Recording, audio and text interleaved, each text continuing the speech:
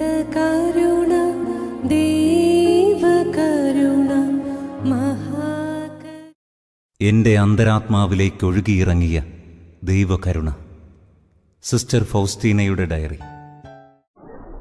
ഈശോയുടെ ഏറ്റവും സ്നേഹം നിറഞ്ഞവരെ, ഉത്ഥാന തിരുനാളിന് ശേഷം ദൈവകരുണയുടെ തിരുനാളിന് വേണ്ടിയിട്ട് നാം ഒരുങ്ങിക്കൊണ്ടിരിക്കുമ്പോൾ ദൈവകരുണയുടെ സന്ദേശത്തിന്റെ പ്രാധാന്യത്തെക്കുറിച്ചും ദൈവകരുണയുടെ ഭക്തമാർഗങ്ങളെക്കുറിച്ചും നമുക്ക് മനസ്സിലാക്കുവാനായിട്ട് പരിശ്രമിക്കാം.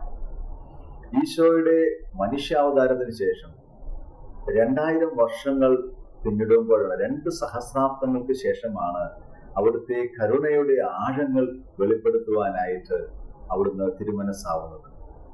വെറും 3ാം ക്ലാസ് വിദ്യാഭ്യാസം മാത്രമുള്ള വിശുദ്ധ ഫൗസ്റ്റീന എന്ന ഒരു സാധാരണ സന്യാസിനിയിലൂടെയാണ് അവിടുന്ന് മനുഷ്യബുദ്ധിക്ക് അഗ്രാഹ്യമായ തന്റെ കരുണയുടെ ആഴങ്ങൾ വെളിപ്പെടുത്തുന്നത്.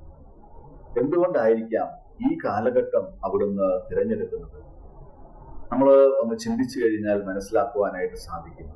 ഈ ആധുനിക കാലഘട്ടത്തിൽ സാങ്കേതിക വിദ്യ വളരെയധികം വികാസം പ്രാപിച്ചിരിക്കുമ്പോൾ അത് അനന്ത സാധ്യതകൾ നമുക്ക് നൽകുമ്പോൾ അതിന്റെ 10 മടങ്ങ് തിന്മയുടെ ഒരു സാഹചര്യം ഇവിടെ സൃഷ്ടിക്കപ്പെട്ടിരിക്കുകയാണ്. ഈശോ വിശുദ്ധ ഫൗസ്റ്റീനയ്ക്ക് വെളിപ്പെടുത്തുകയാണ്, ഞാൻ കൈപ്പേറിയ പീഡകൾ സഹിക്കുന്നുവെങ്കിലും അനേകം ആത്മാക്കൾ നരകത്തിൽ നിബന്ധിച്ചു കൊണ്ടിരിക്കുകയാണ്. ഈശോ വീണ്ടും വെളിപ്പെടുത്തുകയാണ്, നഷ്ടപ്പെടുന്ന ഓരോ ആത്മാവിനെയും പ്രതി അവിടുത്തെ ഹൃദയം മരണതുല്യമായ വേദന അനുഭവിക്കും. പൗലോസ്ലീഹ റോമാക്കാർക്ക് എഴുതിയ ലേഖനം 5-ാം അധ്യായം 20-ാം തിരുവചനം, പാപം വർദ്ധിച്ചിടത്ത് കൃപ അതിലേറെ വർദ്ധിച്ചു. ഈ തിന്മയുടെ വലിയൊരു സാഹചര്യം ഇവിടെ സൃഷ്ടിക്കപ്പെട്ടിരിക്കുമ്പോൾ ദൈവം തന്റെ മക്കളെ മാനസാന്തര അനുഭവത്തിലേക്ക്, രക്ഷയിലേക്ക് നയിക്കുവാനായിട്ട് അവിടുത്തെ തന്റെ കരുണയുടെ ആഴങ്ങൾ വെളിപ്പെടുത്തുകയാണ്. ഇത് വേറിട്ട ഒരു സുവിശേഷമോ വേറിട്ട ഒരു സന്ദേശമോ അല്ല, ഇത് സുവിശേഷത്തിന്റെ കേന്ദ്ര ബിന്ദുവാണ്. ബെനഡിക്ട് 16 മാർപ്പാപ്പ ഇങ്ങനെയാണ് എഴുതി വെച്ചത്, mercy is the central nucleus of gospel message. കരുണ എന്നത് സുവിശേഷത്തിന്റെ കേന്ദ്ര ബിന്ദുവാണ്. വിശുദ്ധ ലിഖിതത്തിലുടനീളം ഉൽപ്പത്തി പുസ്തകം മുതൽ വെളിപാട് പുസ്തകം വരെ നമ്മൾ മനസ്സിലാക്കുന്നത് ദൈവത്തിന്റെ കരുണ തന്നെയാണ്. കത്തോലിക്ക സഭയുടെ മതബോധന ഗ്രന്ഥം 1846-ാം ഖണ്ഡികയില് നമ്മൾ ഇങ്ങനെ വായിക്കുന്നു, ദൈവത്തിന് പാപികളോടുള്ള കാരുണ്യം യേശു ക്രിസ്തുവിൽ വെളിപ്പെട്ടതാണ് സുവിശേഷം. സുവിശേഷം തന്നെ ദൈവത്തിന്റെ കരുണയാണ്. സുവിശേഷത്തിന്റെ അന്തസത്ത അവിടുത്തെ കാരുണ്യമാണ്. ദൈവകരുണയുടെ ഭക്തമാർഗങ്ങൾ പലപ്പോഴും നമ്മളിങ്ങനെ ചിന്തിക്കാറുണ്ട്, ഇത് വേറിട്ട ഒരു ഭക്തമാർഗമല്ലേ? ബെനഡിക്ട് 16-ാം മാർപ്പാപ്പ വീണ്ടും നമ്മെ ഓർമ്മിപ്പിക്കുകയാണ്, divine mercy is not a secondary devotion. ഇത് വേറിട്ടൊരു ഭക്തമാർഗമല്ല, but it is an integral dimension of Christian prayer and faith. ഇത് ക്രിസ്തീയ വിശ്വാസത്തിന്റെയും പ്രാർത്ഥനയുടെയും അഭിവാജ്യ ഘടകമാണ്. ദൈവകരുണയുടെ പ്രധാനപ്പെട്ട 5 ഭക്തമാർഗങ്ങളാണ്. അത് ഓർത്തിരിക്കുവാനായിട്ടൊരു എളുപ്പ വഴിയുണ്ട്. ഒരു ഇംഗ്ലീഷ് വാക്ക്, 5 അക്ഷരങ്ങളുള്ള ഒരു ഇംഗ്ലീഷ് വാക്ക്, ഫിഞ്ച്, FINCH. ഈ വാക്ക് ഓർത്തിരുന്നാൽ മതി. ഓരോ വാക്കും ഓരോ ഭക്തമാർഗത്തെ സൂചിപ്പിക്കുന്നു. F സ്റ്റാൻഡ്സ് ഫോർ ഫീസ്റ്റ്, ദൈവകരുണയുടെ തിരുനാൾ. I ഫോർ ഇമേജ്, ദൈവകരുണയുടെ ഛായാചിത്രം. N ഫോർ നൊവേന, ദൈവകരുണയുടെ 9 ദിവസത്തെ നൊവേന, ദുഃഖവെള്ളിയാഴ്ച ആരംഭിക്കുന്ന ദൈവകരുണയുടെ നൊവേന. C ഫോർ ചാപ്ലറ്റ്, ദൈവകരുണയുടെ ജപമാല. H for hour of mercy, ദൈവകരുണയുടെ തിരുമണി. ഇന്നത്തെ ഈ വീഡിയോയിൽ ദൈവകരുണയുടെ ഛായാചിത്രത്തെക്കുറിച്ച് കൂടുതലായിട്ട് നമുക്ക് മനസ്സിലാക്കുവാനായിട്ട് പരിശ്രമിക്കും. കത്തോലിക്ക സഭയിൽ ഈശോയുടെ ധാരാളം ചിത്രങ്ങൾ നമുക്ക് പ്രാർത്ഥിക്കുവാനായിട്ട് നമ്മെ സഹായിക്കുന്നുണ്ട്. സഭ അംഗീകരിച്ച ധാരാളം ചിത്രങ്ങളുണ്ട്. ഏത് ചിത്രവും ഉപയോഗിച്ച് നമുക്ക് പ്രാർത്ഥിക്കുവാനായിട്ട് സാധിക്കും, അനുഗ്രഹങ്ങൾ പ്രാപിക്കുവാനായിട്ട് സാധിക്കും. എന്നാൽ ദൈവകരുണയുടെ ചിത്രത്തിന് ഒരു പ്രാധാന്യമുണ്ട്. അത് സാധാരണ ഒരു ചിത്രമല്ല. അതിനെക്കുറിച്ചാണ് നമ്മൾ മനസ്സിലാക്കുന്നത്. 1931 ഫെബ്രുവരി 22-ാം തീയതിയാണ് പോട്സിക് എന്ന സ്ഥലത്ത് മഠത്തിലെ കൊച്ചുമുറിയില് ഈശോ വിശുദ്ധ ഫൗസ്റ്റീനയ്ക്ക് പ്രത്യക്ഷപ്പെടുന്നത്. ഒരിക്കൽ അവൾ പ്രാർത്ഥിച്ചുകൊണ്ടിരിക്കുമ്പോൾ ഈശോ ഇങ്ങനെ പ്രത്യക്ഷപ്പെടുകയാണ്. അവൾക്ക് എന്താണ് ചെയ്യേണ്ടതെന്ന് അറിയില്ലായിരുന്നു. അവൾ സ്തബ്ധയായി പോയി എന്ന് അവൾ ഈശോയെ തന്നെ നോക്കി നിന്നു എന്നാണ് അവളെ രേഖപ്പെടുത്തിയിരിക്കുന്നത്. കുറെ കഴിഞ്ഞപ്പോൾ അവൾ ആ വലിയ സ്വർഗീയ ആനന്ദത്താൽ നിറഞ്ഞ് ഈശോയെ നോക്കി നിൽക്കുമ്പോൾ ഈശോ ഇങ്ങനെ നിർദ്ദേശിച്ചു, നീ കാണുന്നത് പോലെ ഒരു ചിത്രം വരയ്ക്കണം. ഈശോയെ ഞാൻ അങ്ങയിൽ ശരണപ്പെടുന്നു എന്ന കയ്യൊപ്പോടുകൂടിയ ഈ ചിത്രം ആദ്യം നിങ്ങളുടെ മഠത്തിലും പിന്നീട് ലോകം മുഴുവനും വണങ്ങപ്പെടണം. ഈശോ ഈ നിർദ്ദേശം നൽകിയതിനു ശേഷം ഈ ചിത്രം വരപ്പിക്കുവാനായിട്ട് വിശുദ്ധ ഫൗസ്തീനയ്ക്ക് വലിയ പ്രതിസന്ധികള്, തടസ്സങ്ങള് നേരിടേണ്ടി വന്നു.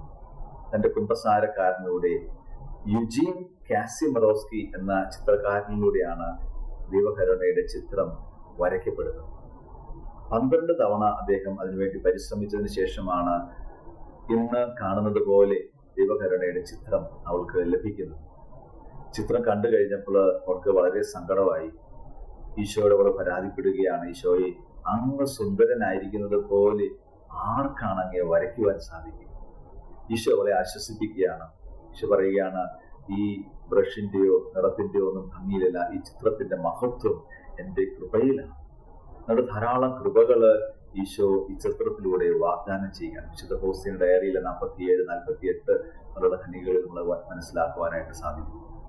ഈശോ വെളിപ്പെടുത്തുകയാണ്, ഈ ചിത്രം വണങ്ങുന്ന ഒരാത്മാവും നശിച്ചു പോവുകയില്ല. ഈ ലോക ജീവിതത്തിലും മരണസമയത്തും അതിന്റെ ശത്രുക്കളുടെ മേൽ ഞാൻ വിജയം നൽകും. എങ്ങനെയാണ് ഒരു ചിത്രം നൽകിക്കൊണ്ട് ഈശോയ്ക്ക് ഇത്ര വലിയ ഒരു വാഗ്ദാനം നൽകുവാനായിട്ട് സാധിക്കും? അങ്ങനെയാണെങ്കിൽ ഈ ചിത്രത്തിൽ എന്തോ പ്രാധാന്യമുണ്ട്, അതാണ് നമ്മൾ മനസ്സിലാക്കുവാനായിട്ട് പരിശ്രമിക്കുന്നത്. ഈ ചിത്രത്തിൽ നമ്മൾ കാണുന്നത് ധവള വസ്ത്രധാരിയായിട്ട് ഒരു കൈ അനുഗ്രഹിക്കുന്ന രീതിയിൽ ഉയർത്തിപ്പിടിച്ചിരിക്കുന്ന ഈശോയെയാണ്. ധവള വസ്ത്രധാരിയായിട്ട് നമ്മൾ ഈശോയെ കാണുന്നത് താബോർ മലയിൽ ഈശോ രൂപാന്തരപ്പെടുമ്പോഴാണ്, അവിടുന്ന് സ്വർഗീയ ശരീരം സ്വീകരിക്കുമ്പോഴാണ്. ഒരു കൈ അനുഗ്രഹിക്കുന്ന രീതിയിൽ ഉയർത്തിപ്പിടിച്ചിരിക്കുന്ന ഈശോ നമ്മൾ ഉത്ഥാന തിരുനാളിലാണ് ഈശോയുടെ രൂപം നമ്മൾ കാണുന്നത്. അപ്പോൾ ദൈവകരുണയുടെ ചിത്രം പ്രതിനിധാനം ചെയ്യുന്ന ഏറ്റവും പ്രധാനപ്പെട്ട കാര്യം എന്ന് പറയുന്നത് സ്വർഗീയ ശരീരം സ്വീകരിച്ച ഉത്ഥാനം ചെയ്ത ഈശോയെ അത് പ്രതിനിധാനം ചെയ്യുന്നു.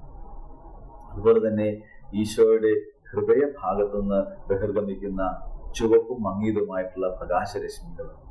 നമുക്കറിയാം, ഈശോയുടെ മരണത്തിന് ശേഷമാണ് ലോങ്കിനോസ് എന്ന പടയാളി ഈശോയുടെ തിരുവിലാവിൽ കുന്തം കൊണ്ട് കുത്തുന്നതും അവിടെ നിന്ന് രക്തവും വെള്ളവും ഒഴുകിയിറങ്ങുന്നതുമായിട്ട് നമ്മൾ വിശുദ്ധ യോഹന്നാന്റെ സുവിശേഷത്തിൽ വായിക്കുന്നുണ്ട്.